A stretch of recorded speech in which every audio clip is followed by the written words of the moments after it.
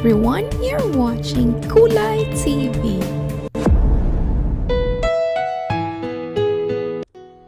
Walong taon ang hardinero si Jaymar sa pamilyang Cruz. Sa hirap ng buhay ay kinailangan niyang tumulong sa kanyang mga magulang na tauhan din ng mga Cruz. Nanaisin man ni Jaymar na magtapos ng pag-aaral ay hindi niya magawa, lalo pat matatanda na rin ang kanyang nanay at tatay. Ang ipinagpapasalamat lamang ng binata ay hindi nag-anak ng maraming kanyang mga magulang dahil tiyak niya nga mas mahihirapan sila kung sakaling marami siyang kapatid na iisipin. Isang labanderang ina ni Jaymar sa pamilyang Cruz habang tagaluto naman ng pagkain ng kanyang tatay sa mansyon. Balak sana ng binatang patigilan na sa pagtatrabaho ang dalawang matanda, ngunit hindi niya magawa dahil kulang ang kanyang sahod para sa kanilang tatlo.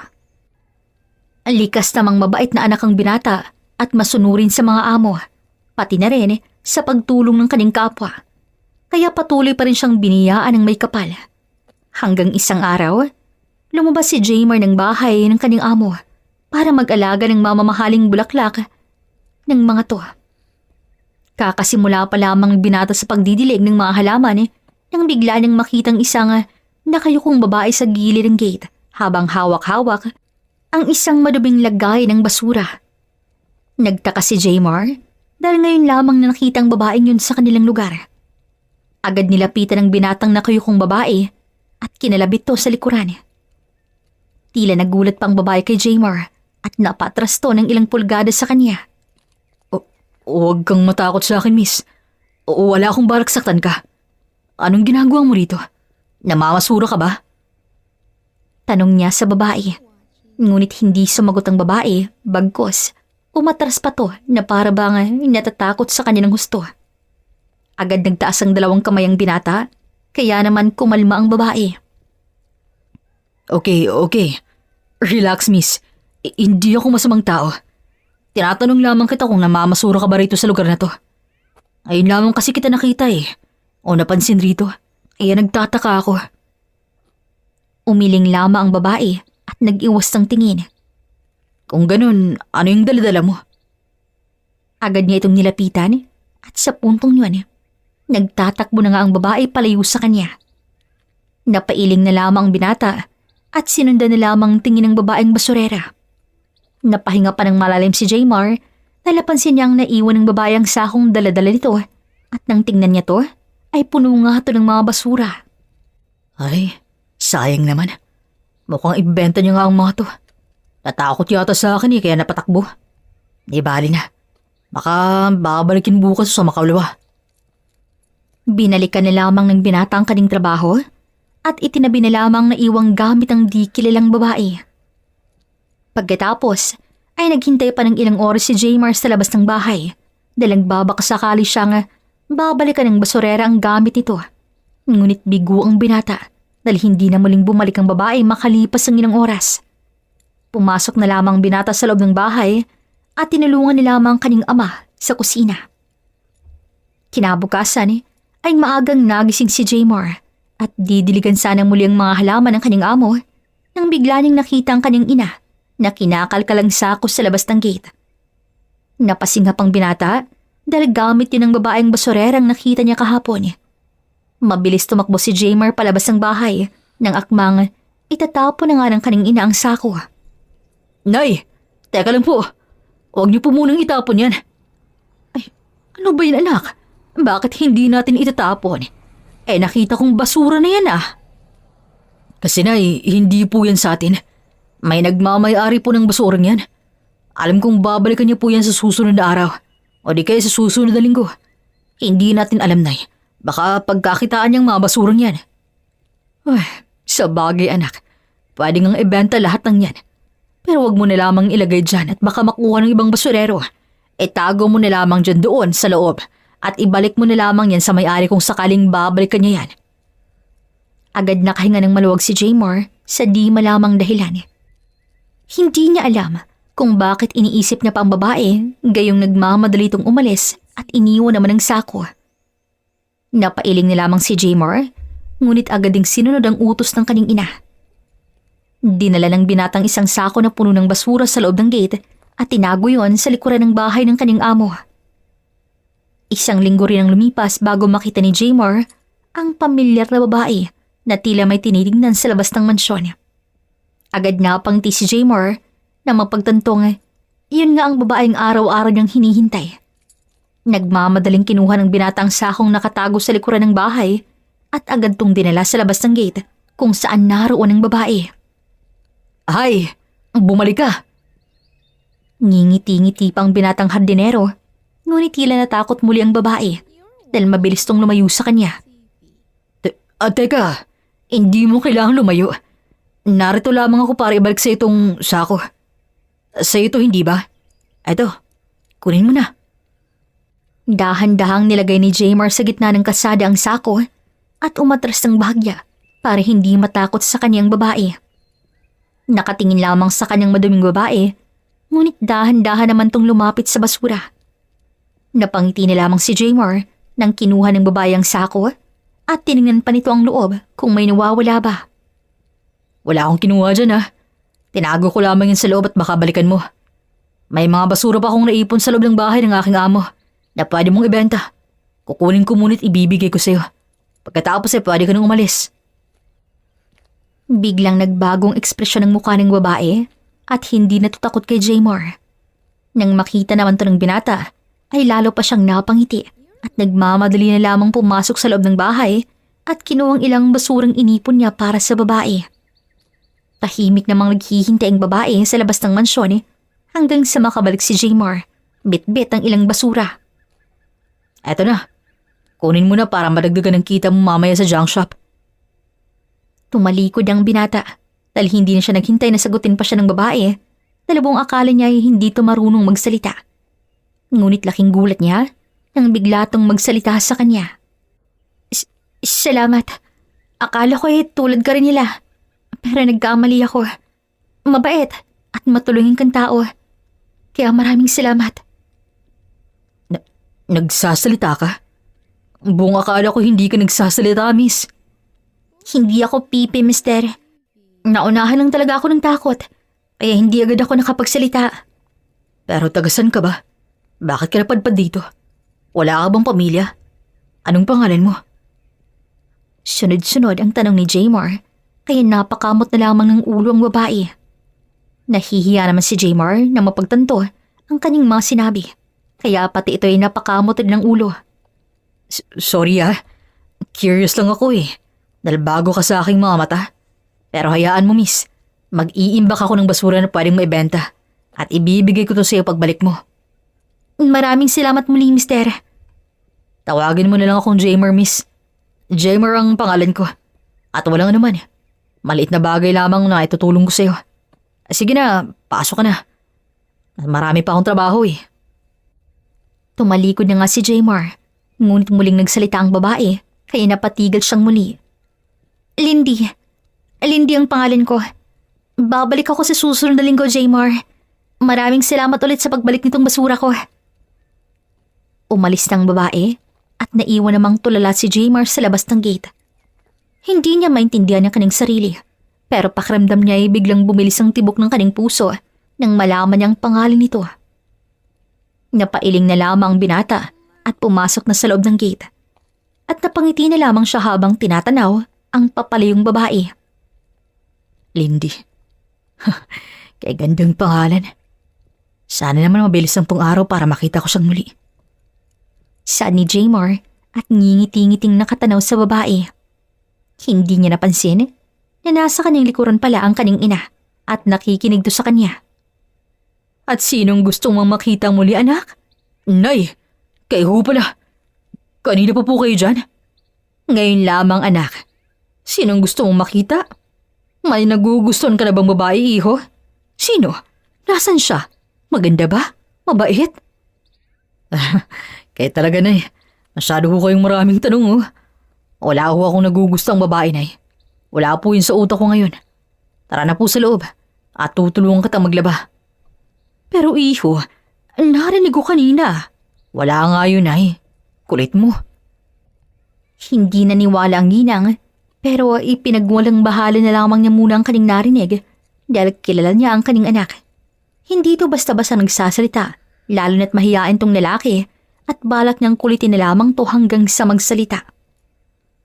Habang si Jaymar naman ay halos hindi na mawala sa kanyang isipan ng babaeng si Lindy, lalo na't palagi siyang tinatanong ng kanyang ina tungkol dito.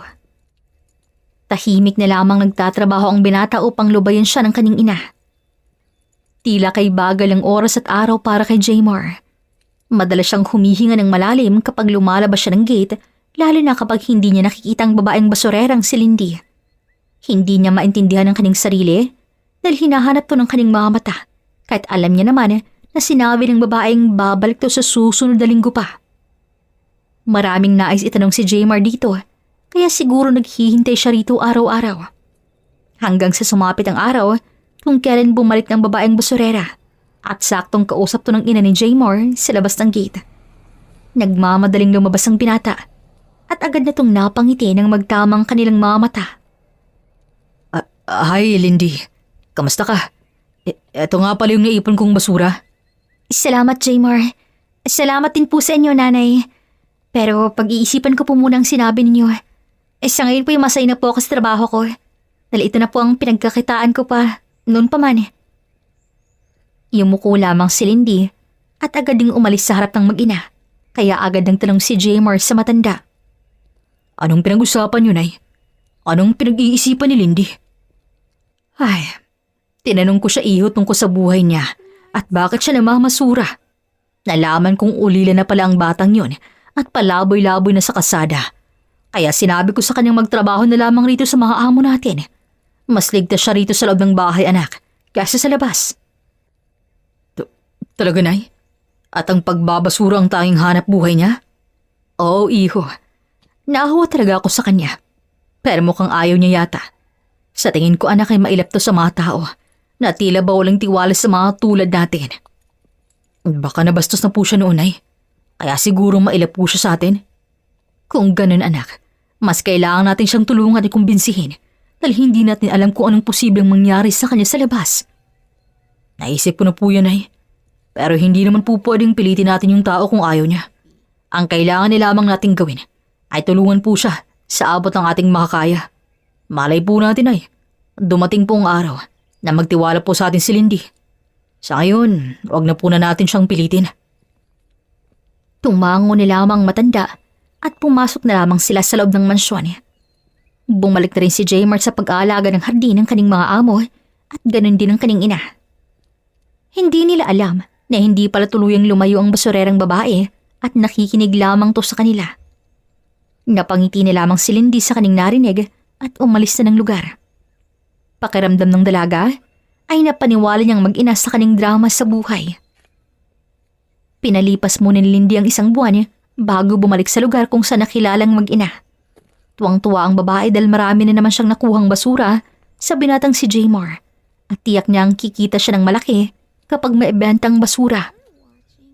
Natutuwa naman ang babae dahil kinausap siyang muli ng matanda at unti-unti na rin siyang nagiging malapit sa mga to. Ang totoo ay nasasabik si Linding bumalik sa lugar dahil makikita niyang muli si Jaymar. Sa unang kita pa lamang niya rito ay biglang tumibok ng mabilis ang kanyang puso at alam niya kung anong ibig sabihin nito. Matagal-tagal na rin kasi mula nang makaramdam ng ganun si Lindy at alam niyang may rason ang lahat kung bakit niya naramdaman to kay Jaymar. Matapos silang magkumustahan ay umalis din kaagad si Lindy at hindi pa man siya nakalayo ay biglang tumunog ang kanyang hawak-hawak na maliit na cellphone sa kanyang bulsa ng damit. Napairap na lamang ang dalagang basurera nang makita nga tinatawagan siya ng kanyang tiyahin. Tiya, bumalik ka na rito at kailangan kita. Binaba ni lamang ni Lindy ang tawag at mabilis naglakad palayo sa lugar. Sa unang pagkakataon mabigat ang pakiramdam ni Lindy habang binabebay ang daan pa uwi sa lugar kung saan siya namamalagi. Ilang taon na rin ang lumipas mula nang manirahan si Lindy sa poder ng kanyang tiyahin mula nang mawala ang kanyang mga magulang. Madalas ay nasa kalsada si Lindy, nagpapalipas ng gabi. Ngunit sa oras na kailangan siya ng ginang ay diretso agad ang uwi niya rito. Pagdating niya sa lugar ng kanyang tiyahin ay nakaramdam siya ng kaba sa kanyang puso. Alam niya nga may nanakaw din naman ng gamit ang kanyang tiyahin at kailangan niya naman tong ibenta. Iyon ang tunay na trabaho ni Lindy sa poder ng kanyang tiyahin. Kailangan niyang makisama sa ginang kung naisip ang mabuhay sa mundo. Naisip ni Lindy kung sakaling malaman ni na Jaymar at ng nanay nito ang pinakatago-tago niyang sikreto ay baka magbagong pananaw nito sa kanya. Natatakot si Lindy na baka layuan siya ng mag-ina sakaling malaman ng mga to na hindi lamang siya bastang basurera, kundi miyembro rin siya ng isang grupo kung saan ninanakaw nila ang mga importanteng gamit ng mga mayaman nilang target at siya mismo ang nagbebenta nito sa kasada o magsangla sa pawn shop.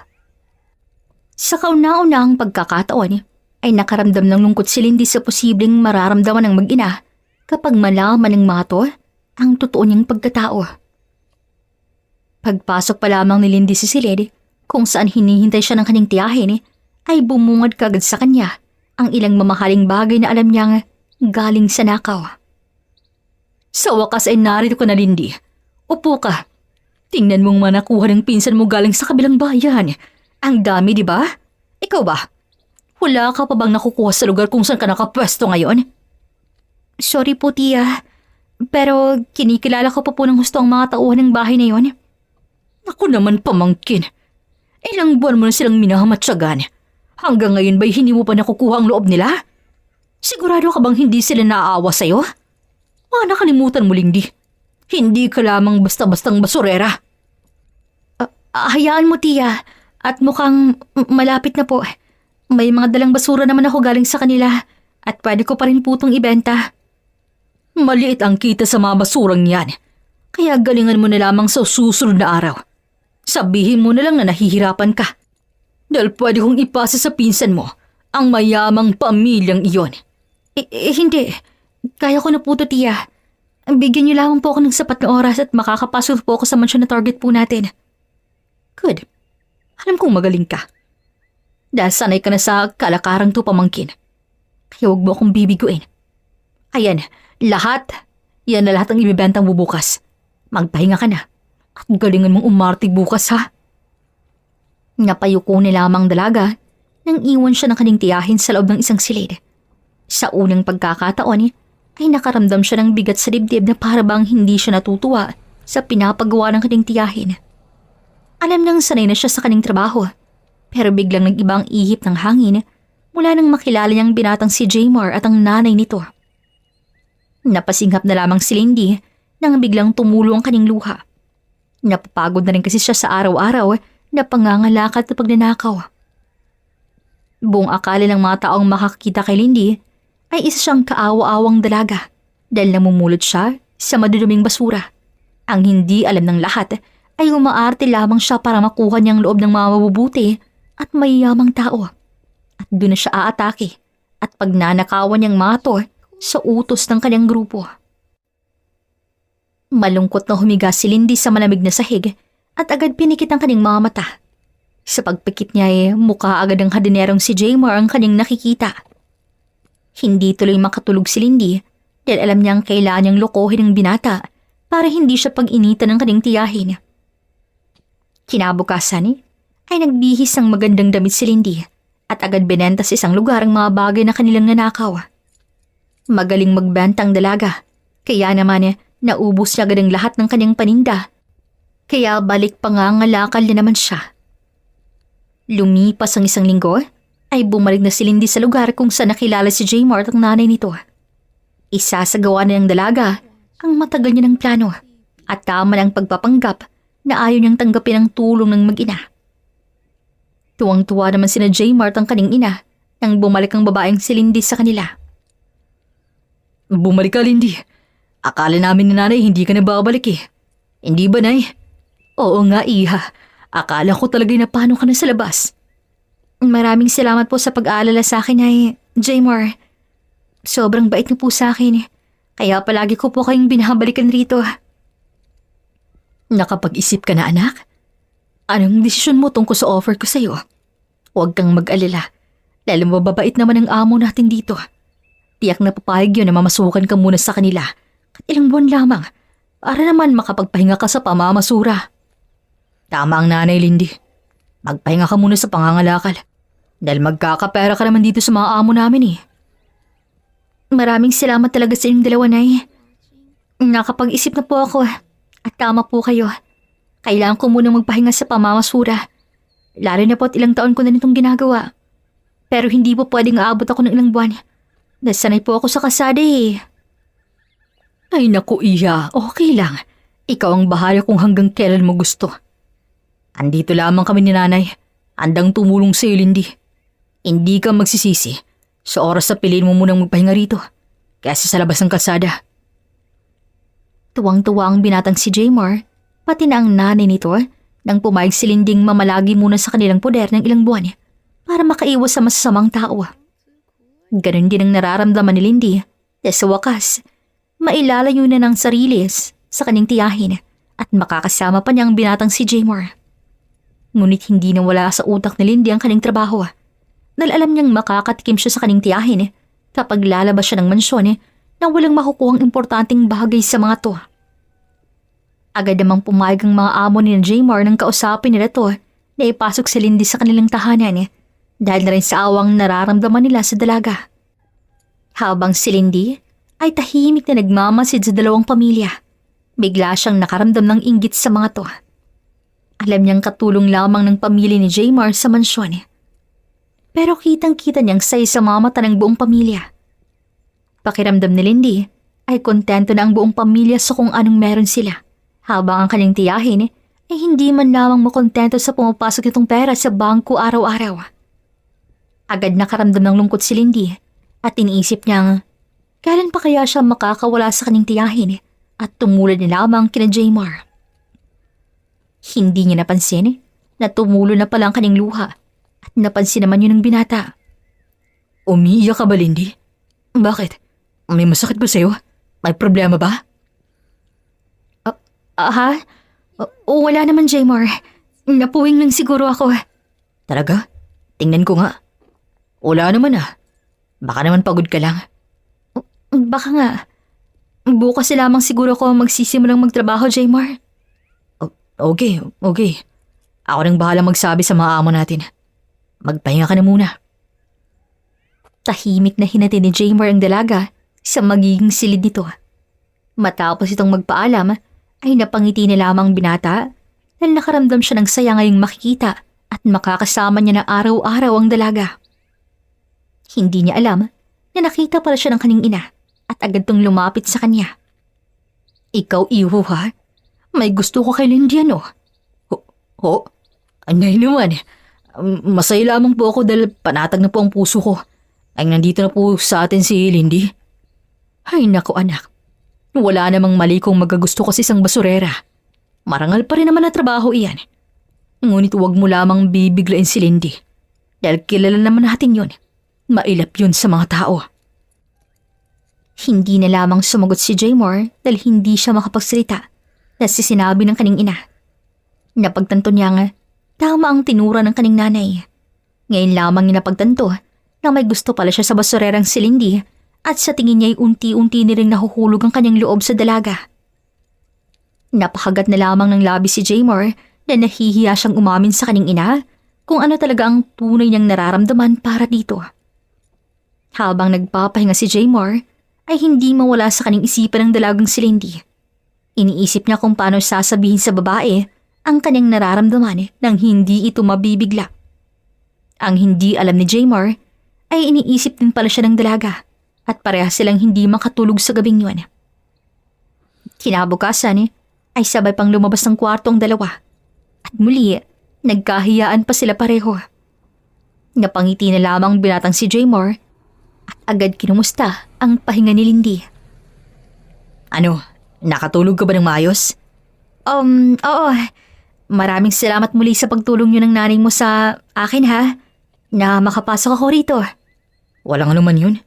Kahit kailan mo gusto magtrabaho o titigil sa pagtatrabaho, walang problema dito. Ang importante lamang ay may masisilungan ka at hindi ka palaboy-laboy sa kalsada. Ang bait mo naman, Jaymar. Sigurado akong proud na proud sa'yo ang nanay-tatay mo. Ganun din siguro ang nanay-tatay mo, Lindy. Sigurado akong masaya sila para sa'yo kung nasa naman sila ngayon. Paano mo na yan nasabi? Ramdam ko lang. Lumaki kasing maganda, mabait, masipag ang kanilang anak. Hindi nakasagot si Lindy dahil pakiramdam niya ay umatras lahat ng kanyang laway sa bibig. Parang nakaramdam ng pamimilipit sa puso ang dalaga dahil alam niyang kabaliktaran ang nararamdaman ngayon ng kanyang mga magulang sakaling nakikita siya ng mga to. Ngumiti na lamang siya ng peke at nauna nang bumaba ng kusina para tulungan ang ina ng binata. Habang si Jaymar naman ay masayang sinimulan ng kanyang trabaho sa hardin at halos hindi na mawala ang ngiti nito sa labi dahil tanaw niya ang kanyang ina sa kusina habang kasama ang dalagang si Lindy. Makalipas ang ilang oras ay sabay-sabay na silang kumain ng agahan kasama ang kanilang mga amo. Ilang linggo rin ang pinalipas ni Lindy bago niya isinagawa ang plano. Tulad ng dati niyang ginagawa, ay unti-unti munang ninanakaw ni Lindy ang ilang bagay na hindi gaanong mahahalata ng kanyang among mawawala. Tahimik na umaalis ang mansyon ng dalaga at binibigay niya sa kanyang tiyahin ng ilang bagay na nakukuha niya sa mansyon. Tahimik din siyang bumabalik sa lugar at agad siyang nakakahinga ng maluwag nang walang nakakapansin sa kanyang pag-alis. Tahimik siyang bumalik sa trabaho at napangiti pa siyang makita si Jaymar na naglilinis ng hardin habang nakatalikod sa kanya. Ang gwapo at ang sipag talaga ni Jaymar. Ang swerte naman ng babaeng magiging asawa niya. Sana sa akin ka na lang, Jaymar. Sana ako na lang. Wika ni Lindy, ngunit agad niyang natampal ang kanyang ulo para magising sa kanyang naiisip na kahibangan. Ay, gumising ka nga, Lindy. Huwag ka nang umasa pang magugustuhan ka ni Jaymar. Dahil kabaliktaran lahat ng meron kayong dalawa. Mabait siyang binata habang ikaw magnanakaw. Masipag siya sa lahat ng bagay habang ikaw magaling lamang magnakaw. Kaya hindi kayo bagay. Naiiling na lamang dalaga sa kanyang sarili at napasingha pa siyang makitang nakatanaw na pala sa kanyang binata. Kumaway sa kanya si Jaymar kaya kumaway na lamang siya pabalik rito at nagmamadali na lamang pumasok sa loob at tinulungan ng matandang ginang sa labahin nito. Mabilis ang paglipas ng ilang buwan at masasabing malapit na ang loob ng buong pamilya kay Lindy. Kahit katulong si Lindy sa mansyon ay ramdam niya pa rin ang pag-aalaga ni na Jaymar at mga magulang nito sa kanya. Tila nakaramdam tuloy ng pagdadalawang isip si Lindy kung ipagpapatuloy niya pa ang nasimulan niyang pagnanakaw dahil ngayon pa lang nakokonsensya na siya. Ngunit nang maisip niyang kanyang tiyahin ay agad nanindig ang kanyang mga balahibo dahil sa takot. Alam niyang iba kung magalit ang ginang at hindi niya nahihintayin na maggalit ito sa kanya. Kaya isang araw, unti-unting tinago ni Linding nakuha niyang gamit sa kanyang amo at nagulat pa siya nang biglang may humawak sa kanyang balikat habang tinatago niyang mga gamit sa kanyang kwarto. Lindy, anong ginagawa mo? Jaymar, ikaw pala. Bakit ka pumasok dito sa kwarto ko? May kailangan ka ba? Kanina ka pa namin hinahanap dahil pinapatawag tayo ng amo natin sa baba. Bukas naman ang pintuan kaya pumasok na rin ako. Hinahanap tayo? Bakit daw? Hindi ko alam Tara na sa baba. Agad sumunod si Lindy kay Jaymar at napasingha pa siya dahil bigla siyang kinabahan sa mga oras na yon. Alam na kaya nila?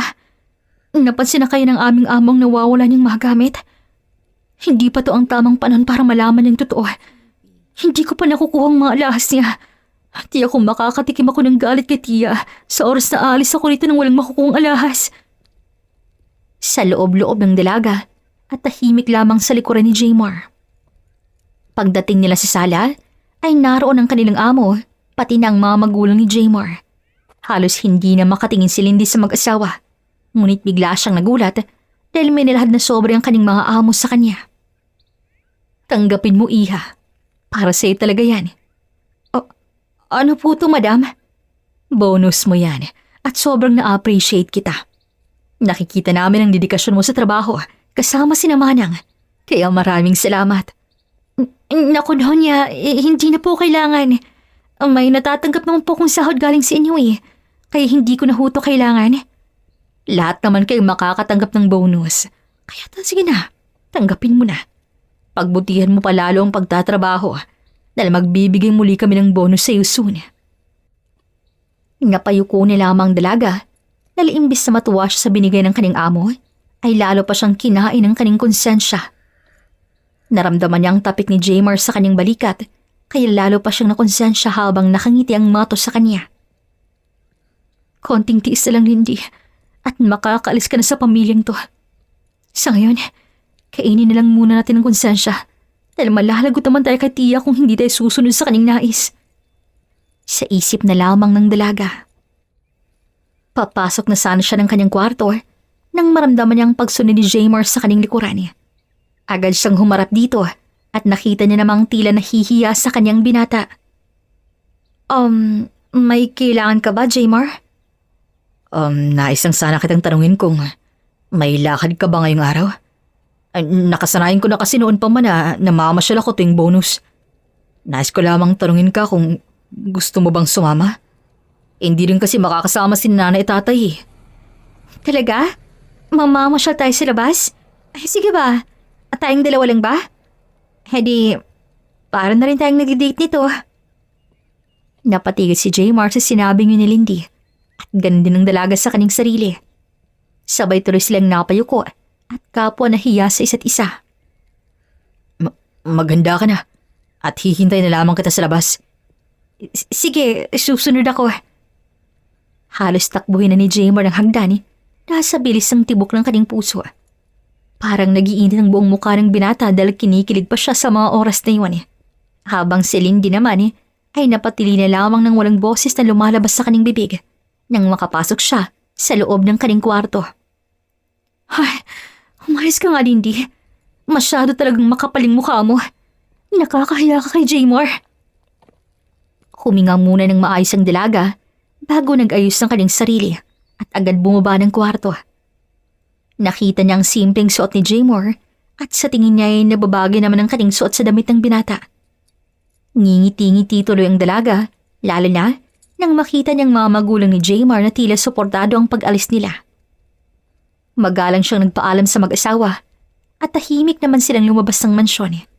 Agad silang sumakay ng sikad at kahit tahimik lamang si Jaymar ay nakaalalay naman to sa kanya.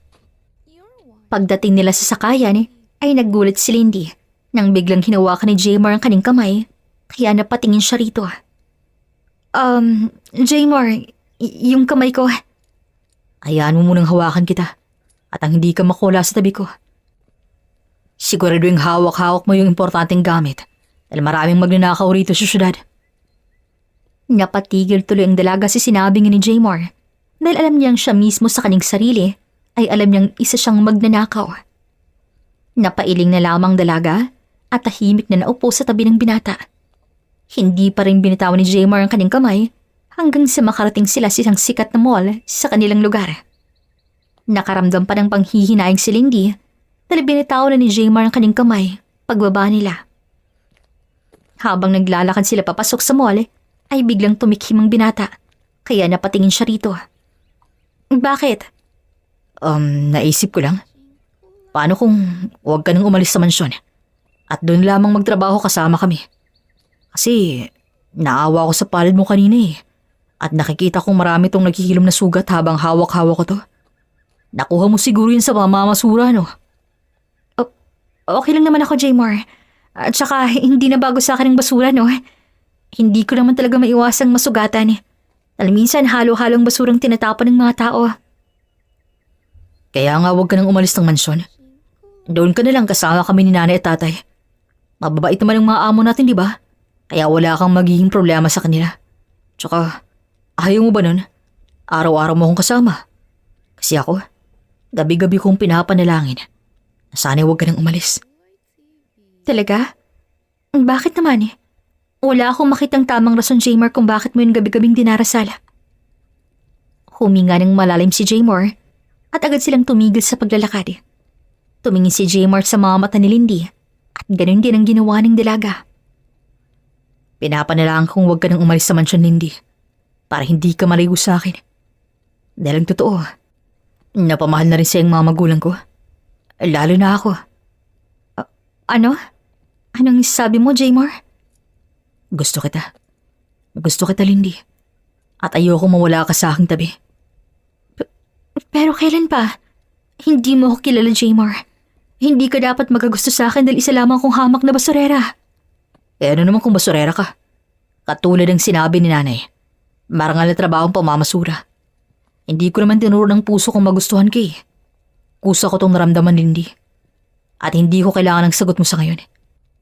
Nais ko munang pag-isipan mo ng mabuti ang sinasabi ko sa'yo. Dahil seryoso ako, Lindy. Seryoso ako sa'yo. Napasingap si Lindy sa kanyang narinig. Hindi siya makapaniwala na meron din palang nararamdaman sa kanyang hardinerong si Jaymore.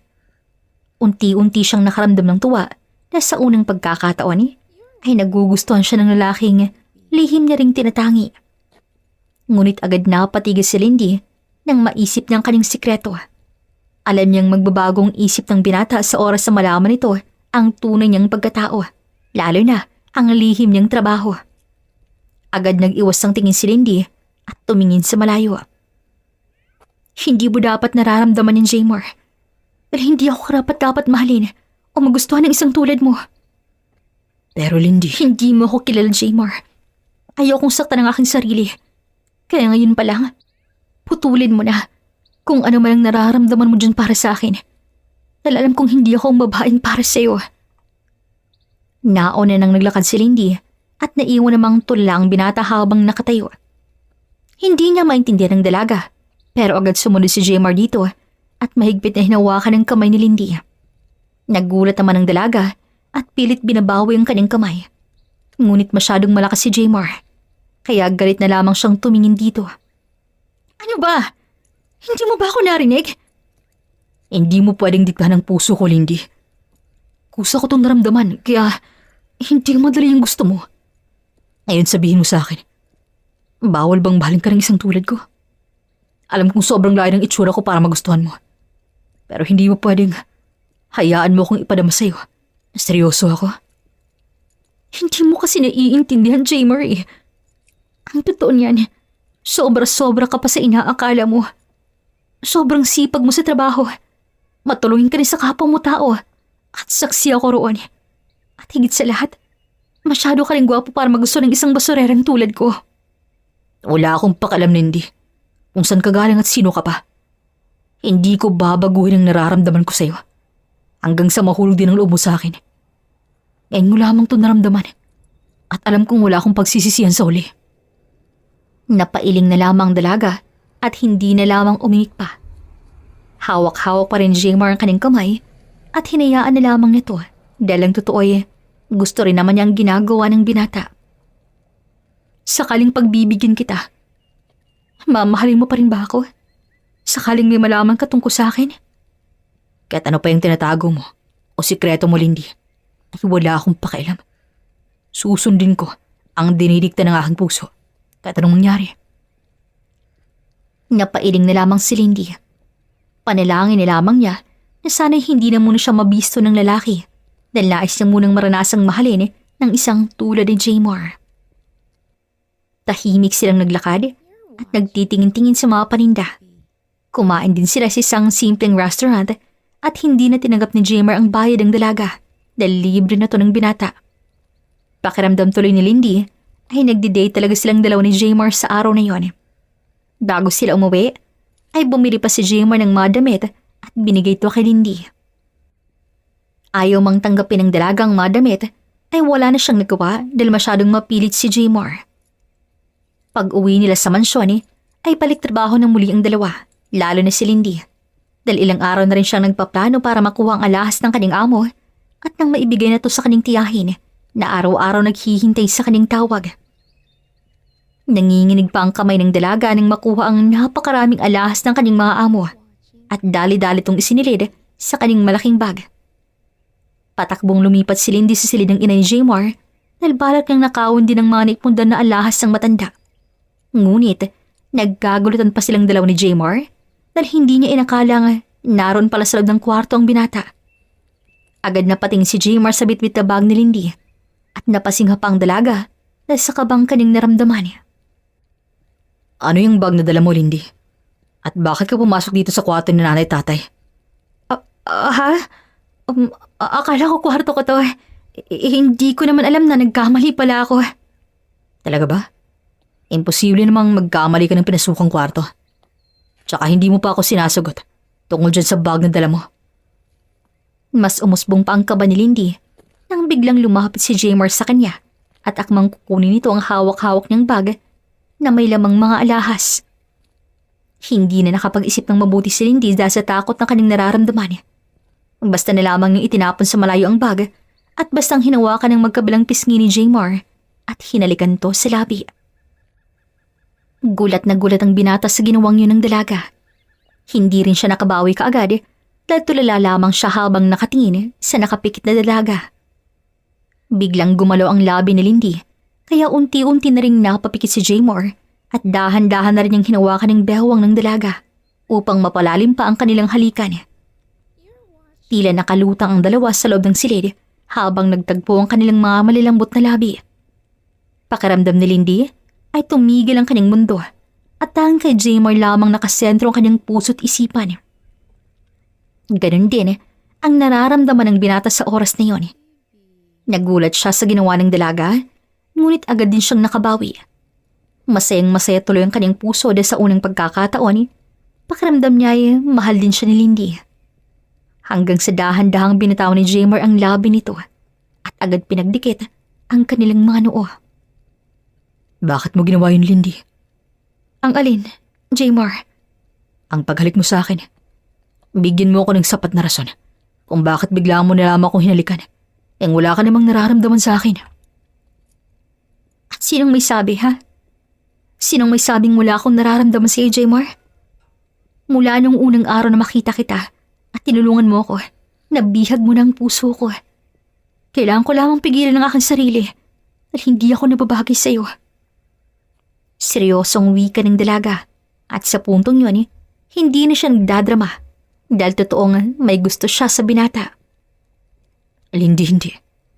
Hindi mo dapat iniisip yan. O hindi tayo bagay dahil parehas tayong tao. Gustong gusto kita at hindi ako papayag na lumayo ka sa akin. Lalo na ngayong alam ko nang may nararamdaman ka rin pala sa akin. Pero Jaymar, tulad nga ng sinabi ko, hindi mo pa ako gaanong kilala.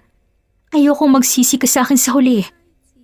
At tulad din ng sinabi ko, wala akong pakialam, Lindy. At mamahalin kita. Mamahalin kita. Maging sino ka man. Tandaan mo yan. Muling nagtagpo ang kanilang mga labi at tuloy na rin natibag ang pader na ginawa ng dalaga para kay Jaymar at niyakap na lamang ng himigpit ang binata. Bababa na sana ang halik ng binata kay Lindy nang biglang bumukas ang pintuan ng kwarto at laking gulat nila pareho nang makita nilang matandang ginang na nakatayo sa kanilang harapan. Tulala lamang ang ginang at dahan-dahang tumalikod sa dalawa. Nandyan pala kayong dalawa. Pasensya na kayo't bigla akong pumasok. Siligo kasi ito mga anak. Pero huwag kayong mag-alala dahil wala naman ako nakita. Promise, Jaymar anak, hindi ko nakitang hinahalikan mo si Lindy at hindi ko rin nakitang yakap-yakap kanya. Napailing na lamang si Jaymar sa sinabi ng kaning ina habang napayuko naman si Lindy dahil sa hiyang nararamdaman. Magsasalita na sana ang binata nang muling magsalita ang ginang. Ipagpatuloy niyo na lamang ang ginagawa ninyo at maghihintay na lamang ako sa labas. Nay naman, pwede po ba? Masyado niyo na po kaming pinapahiya rito. Okay, eto na. Eto naman, masyadong mainit ang ulo. Nagmamadaling lumabas ang ginang at sinarado ang pintuan ng kwarto. Habang si Jaymar naman ay dahan-dahang hinaplos ang ulo ng dalaga kaya dahan-dahang nagtaas ang tingin si Lindy at muling nagtagpo ang kanilang mga mata. Sorry, Lindy Masyado lamang makulit si nanay. Mag-usap na lamang tayo mamaya at kakausapin ko muna siya. Baka saan pa kasi mapuntang nakita niya kanina Sige, mauna ka nang lumabas at susunod ako. Baka pwedeng sabihin mo kay nanay na wag na lang maingay sa nakita niya rito sa loob ng kwarto. Nahihiya din kasi ako Ako nang bahala. Pumunta ka sa kwarto mo. Hinalikan pa ni Jaymar sa noo ang dalaga bago ito lumabas ng silid. Samantalang si Lindy naman ay dahan-dahang kinuhang kaning tinapon na bag at lumabas na rin ng silid at hindi na kinuhang mga alahas ng ina ni Jaymar. Hawak-hawak pa ng dalagang kaning ibang labi at muling napatili nang walang lumalabas sa tunog dahil sa kilig na nararamdaman. Pagpasok niya sa kaning kwarto ay nagmamadali siyang nagbihis at tahimik na tumakas ng mansyon upang mahatid na sa kanyang tiyahin ang bag na may lamang mga alahas. Naisip din ni Linding kausapin ang kanyang tiyahin at kakalas na siya sa grupo dahil buo na ang kanyang pasya. Nais niyang pagbigyan ng kanyang puso para sa kanilang dalawa ni Jaymar. Ngunit bago niya yun gawin, uunahin niyang munang linisin ang kanyang sarili upang maging karapat-dapat siya sa binata. Pagdating niya sa lugar, ay tuwang-tuwa pa ang tiyahin ni Lindy dahil sobrang dami ng alahas na naibigay niya rito. Sa unang pagkakataon, ay niyakap si Lindy ng ginang kaya agad siyang natigilan sa ginawa nito. Good job, Iha. Good job. Sabi na nga ba't jackpot ka sa target nating yon? Hayaan mo. At may iba ka namang project, kaya huwag ka nang bumalik sa mansyong iyon. Tita, may nais po sana akong sabihin sa inyo. Ano yon? May bago ka na naman bang target? Mayaman ba? Kasing yaman mo ng target mo ngayon? Tita, hindi po. Nais ko pong sabihin sa inyo na nakakalas na po ako sa grupo. Agad na tahimik ang ginang at hindi makapaniwalang napatingin sa dalaga. Napalunok naman ang sariling laway si Lindy dahil alam niyang magagalit ang kanyang tiyahin at nais niyang ipakita ritong seryoso siya. Tumawa ng marahan ng ginang nang mapagtanto nitong seryoso nga talagang dalaga. At bakit? Saan ka naman pupunta? Hindi mo kayang mabuhay nang wala ko, Iha. Kaya imposibleng makakaya mong aalis sa aking poder. Kailangan kita rito. At isa ka sa pinakamagaling kong asset dito sa compound. Tita, pagod na po ako. Hindi ko na po kayang magnakaw at manlamang pa ng kapwa. Kayo na rin pong nagsabi, di ba? Na isa po ako sa pinakamagaling rito. Ibig sabihin, malaki na pong naiambag ko sa inyo. Kaya payagan niyo lang po akong umalis sa poder niyo ng tahimik. O sige, yan ang gusto mo? Iiwan mo ako? Bahala ka. Basta wag kang babalik rito sa oras na mapagtanto mong tama ako. Sa oras na lumabas kang silid na to, ay wala ka nang babalikan pa. At tapos na rin ang obligasyon ko sa'yo. Tumayo ng matuwid si Lindy at dahan-dahang yumakap sa kanyang tiyahin. Maraming salamat po, tiya. Alam ko pong mahihirapan po ako sa oras na alis po ako rito sa poder ninyo. Pero hindi pa po huling lahat para magbago. Maraming salamat po sa pagtanggap sa akin mula nang mawala ang aking mga magulang. Alam kong marami pang taong handang magmahal sa akin. At matututunan ko na rin mahalin ang aking sarili sa oras na iiwan ko ng kalakarang ito. Makakaalis ka lamang dito. Kapag ipapangako mo sa akin, ay hindi mo ako isusuplong sa kapulisan. Sa oras na mahuli ako ng mga pulis, babalikan kita. Hayaan mo lamang akong matiwasin na makalis sa poder ninyo, tita. At isasara ko po ang aking bibig. At kakalimutan kong minsan ay naging tauhan niyo rin po ako, tiya. Hindi na hinintay ni Lindy na sumagot ang kanyang ina-inahan at tuloy na rin niyang nilisal ang lugar. Magaan ang pakiramdam ni Lindy habang papalayo sa lugar kung saan natuto siyang gumawa ng masama sa kanyang kapwa. Tumulo na lamang ang luha sa mga mata ni Lindy dahil sa tuwang nararamdaman. Alam niya nga magugulat ang buong pamilya ni Jaymar sa oras sa aaminin niya sa mato ang totoo niyang pagkatao. Dumiretso si Lindy ng mansyon kung saan siya namamasukan. Sobrang bilis ang tibok ng kanyang puso dahil handa na siyang magsalita kay Jaymar at sabihin dito ang totoo. At dalangin na lamang niya na sana'y mapatawad siya ng binata dahil handa na siyang magbagong buhay kasama ito. Ngingiti-ngiti pa si Lindy nang makapasok sa malaking gate at dire-diretsong pumasok sa loob ng bahay. Nakita niyang buong pamilya ni Jaymar, pati na rin ang kanyang mga amo na nasa sala at tila ba may pinag-uusapan. Agad siyang lumapit sa mga to at akmang iyakap sa ina ni Jaymar. Ngunit laking gulat niya nang biglang umatras ang ginang at agad siyang sinulubong ng malakas na sampal ng kanyang babaeng amo. Ang kapal ng mukha mo, Lindy! Tinanggap kita rito sa pamamahay ko. Buong akala ko mapagkakatiwalaan ka. Pero anong ginawa mo? Tinuklaw mo kaming lahat patalikod at ninakawan mo pa ako. Nasaan ang mga alahas ko, ha? Saan mo dinalang mga gamit ko? Donya, paano nga? Malungkot na lumapit si Jaymar kay Lindy at hinawakan nito ang kamay ng dalaga. Pag alis mo kanina, ay nagkakagulo kaming lahat dito. Nawawalang mga mahalagang bagay ng ating amo. At ikaw lamang nasa isip nila na pwedeng kumuha nito. Ayoko sanang maniwala, Lindy. At alam kong mabait at mapagkakatiwalaan ka. Pero nang tingnan ni nanay at tatay ang CCTV ng bahay, ay napatunayan nilang totoo ang kanilang hinala. Paano mo ito nagawa sa ating butihing amo, Lindy? Paano mo ito nagawa? Paano ito nagawa ng babaeng mahal na mahal ko? Magpapaliwanag ako, Jaymore. Nay, tay, magpapaliwanag ako. Umalis ka na lang, Lindy. Alisanin mo ang bahay na ito ng tahimik bago ka pa namin ipadampot sa mga pulis. Tama ang Doña Iha. Umalis ka na lamang rito ng tahimik bago pa magbago ang kanyang isip. Hindi ko alam, anak, kung paano at bakit mo ito nagawa lahat.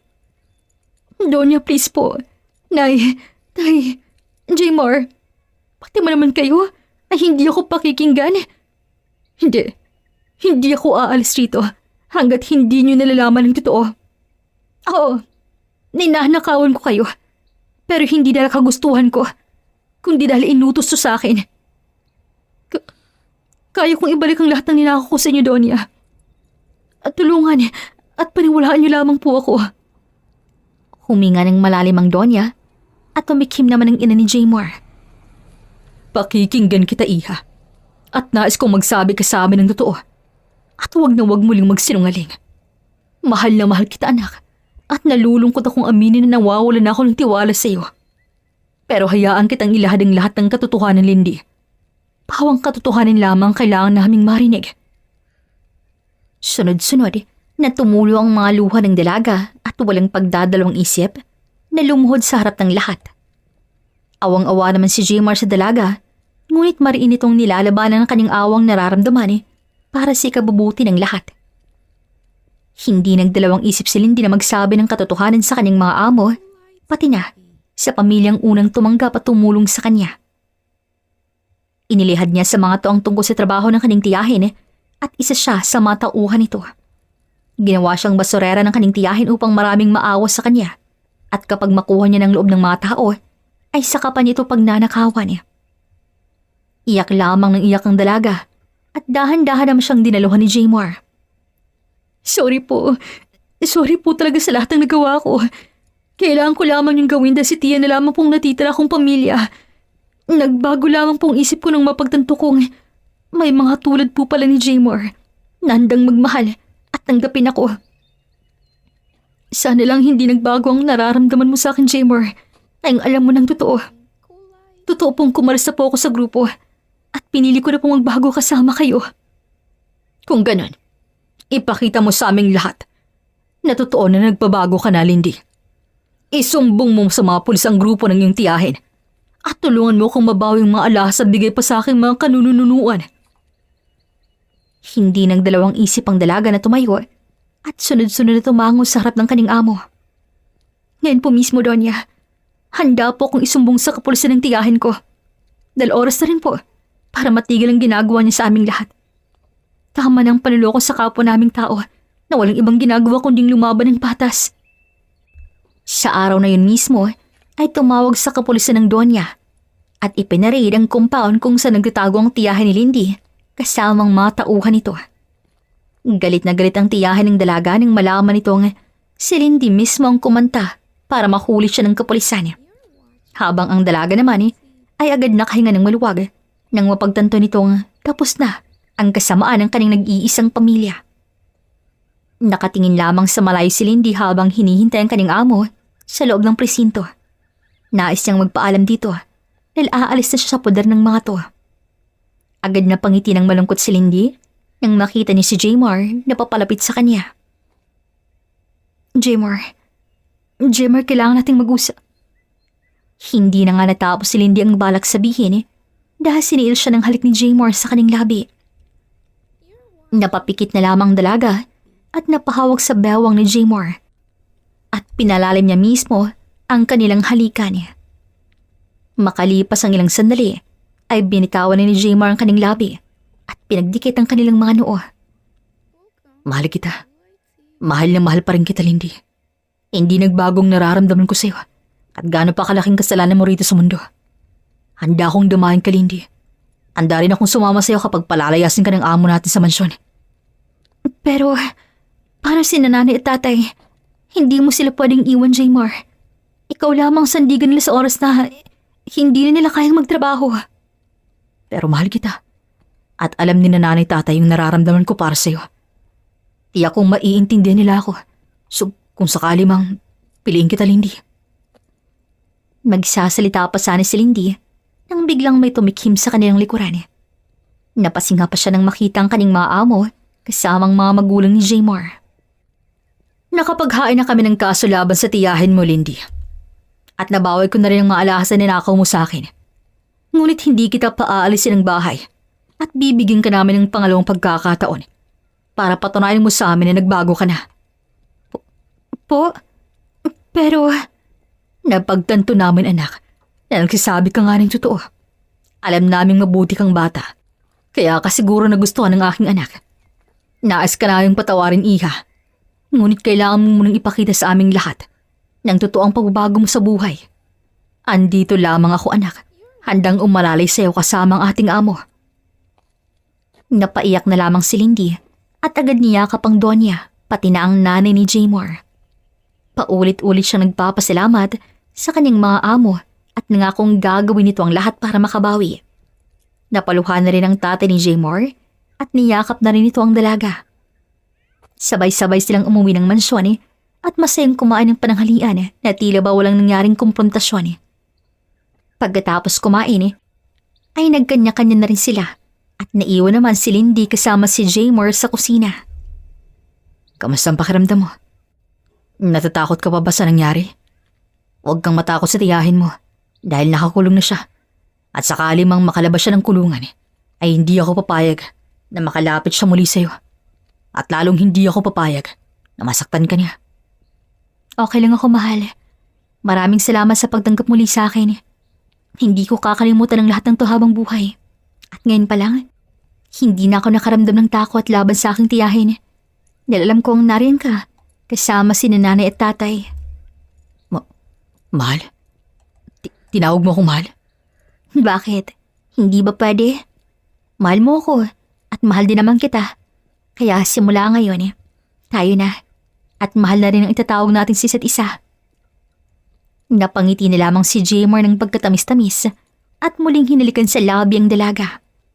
Bigla namang nag-init ng kanilang pakiramdam nang maglakbay ang dalawang kamay ng dalaga sa katawan ng binata. Agad napatigas si Jaymar at napatitig kay Lindy. Mahal, anong ginagawa mo? Hindi mo dapat ginagawa yan. Dahil namang sandali baka magising tong alaga ko. Paano ba yan? Gusto kong maramdaman ang init ng iyong pagmamahal, Jaymar. Nais kong iparamdam mo sa akin na mahal mo ako. Dito ba talaga mahal? Paano kung may makakita sa ating dalawa? Wala naman sigurong CCTV rito, hindi ba? Hindi na kasi ako mapaghintay at sobrang layo pa ng kwarto natin. Kaya dito na lamang, dahil wala namang ibang tao. Nilibot ni Jaymar ang paningin sa buong lugar at napangiti na lamang binata at muling sinakop ang labi ng kanyang babaeng una at magiging huling iibigin.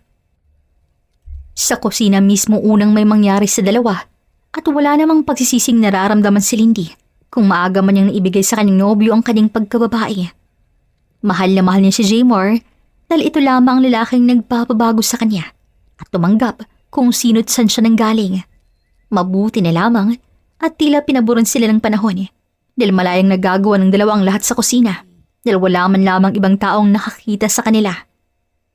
Halos nakatatlong rounds pa ang dalawa sa kusina bago sila magpasyang ituloy sa kwartong init na kanilang nasimulan.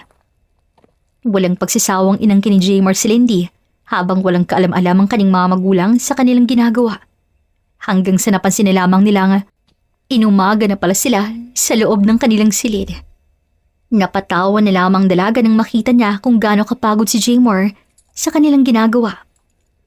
Makalipas ang 3 taon, tuloy na ngang ikinasal sina Jaymar at Lindy sa simbahan sa tulong ng kanilang amo. Binigyan pa sila ng sariling bahay at lupa, pati na negosyo bilang panimula ng kanilang pag-aasawa. Nagpapasalamat na lamang si Jaymar at Lindy dahil binayaan sila ng babait at mapagmahal na amo At hindi sila iniwan ng mga to hanggang sa mag-asawa sila. Sa ngayon, ang naiwan sa mansyon ay ang mga magulang ni Jaymar dahil ayaw ng mga tong iwan ng kanilang mga amo. Habang ang mag-asawa naman ay pinamahalaan ng bago nilang negosyo. The end.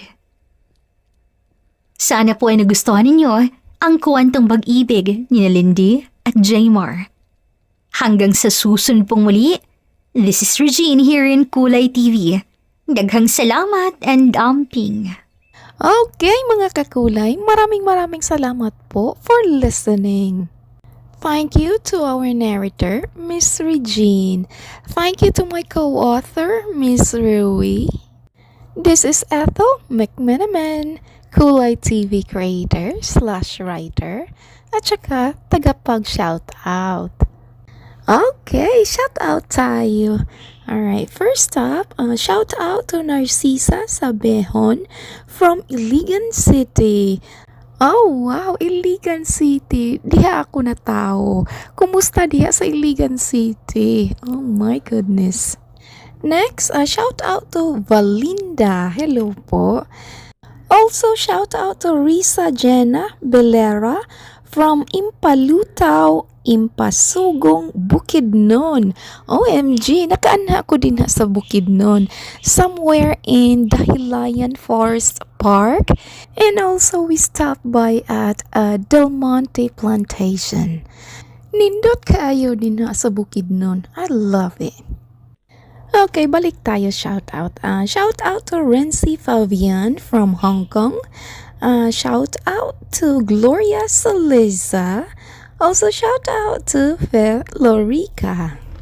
Also shout out to Malu Macariola from Cavite. Hello po, kumusta po dyan? Also shout out to Evelyn Bueco, OFW from Malaysia. Oh my, kumusta po dyan sa Malaysia?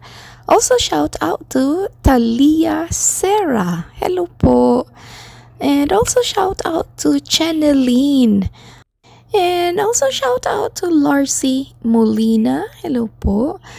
Shout out to Tomasito Kaasi. Hello po. Maraming salamat. Also shout out to Paulita Diza. Hello. And shout out to Lolita Resonable. Also shout out to Melanie Donquines. Hello po. And last but not the least, shout out to Merly Garay. Hello po, maraming salamat. To all who like and subscribed, maraming salamat po. Once again, this is Ethel McMenamin, Kulay TV creator/writer, saying, bawat buhay ay may kulay. Thank you and take care. Dagan kayong salamat. See you sa next story.